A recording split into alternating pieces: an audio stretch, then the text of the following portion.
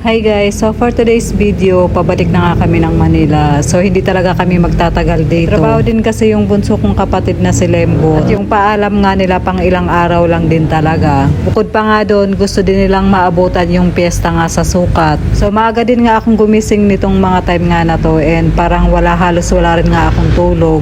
Kumain na nga din ako ng almusal at kaldereta nga yung inulam ko ulit. Ang sarap din kasi ng pagkakaluto nga dito ni nanay. Napakadami niyan cheese kaya lasa talaga. Maya nga si JJ nga kumain na din. Bali ito sasama din nga siya sa amin pabalik nga ng Manila. Ayaw na nga sana munang pasamahin nga ni nanay at saka ni tatay pabalik. Para sana dito nga muna siya kay nanay tumulong-tulong kung ano nga yung mga gagawin. Kaya sabi nga ni Michael may nag-aantay nga ng trabaho nga sa Batangas. Kaya pagkatapos nga dito sa Bicol doon na rin nga siya didiretso sa Batangas para nga magtrabaho. Pagkatapos nga kumain nag-ayos na nga kami ng mga gamit nga namin kasi alas 9 nga yung biyahe nga namin pabalik nga ng Manila. Inayos na nga din ni Lembot yung mga dalahin nga namin. Kaunti nga lang nga kaming uuwi ngayon. Hindi katulad nga nung pumunta kami papunta nga dito sa Bicol. May mga kasabay nga kami. Pero nitong mga time nga na to, mayroon pa rin naman kaming kasabay. Yung tito at tita ko nga mga kapatid nga ni tatay. Sasabay na din nga sila sa amin pabalik nga ng Manila. Yung tita ko nga akala ko nga maliligo pa nga sila. Karaniwan kasi kapag ka nagbabakasyon nga kami dito talagang dumadaan muna kami ng mga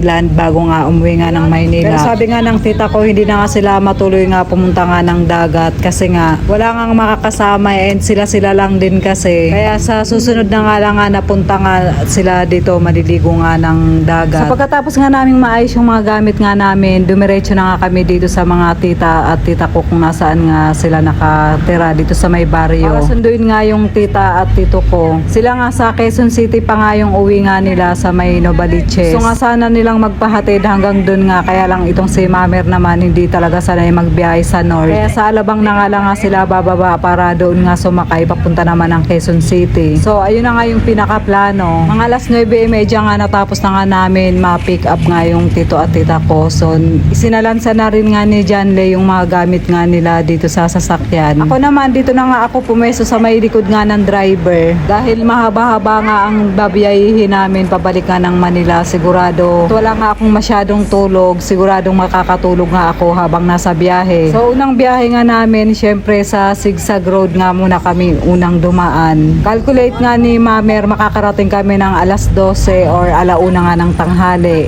Then dito nga sa may Sigsag Road bago nga kami makalabas sobrang hilong-hilo na nga ako kaya hindi na ako masyadong nakakuha nga ng video hanggang sa makauwi nga kami ng Manila. Medyo matagal-tagal din nga yung ibiniyahe nga namin at nakailang stopover din kami. Yung niluto nga ni nanay na pagkain nga para sa amin, tanghali nga lang namin siya nakain. Kaya yung mga sumunod nga na pagkain namin, humihinto na lang din kami sa mga convenience store tulad nga ng 7-Eleven. So nakarating nga kami ng Alabang ng mga alas 11 nga ng gabi.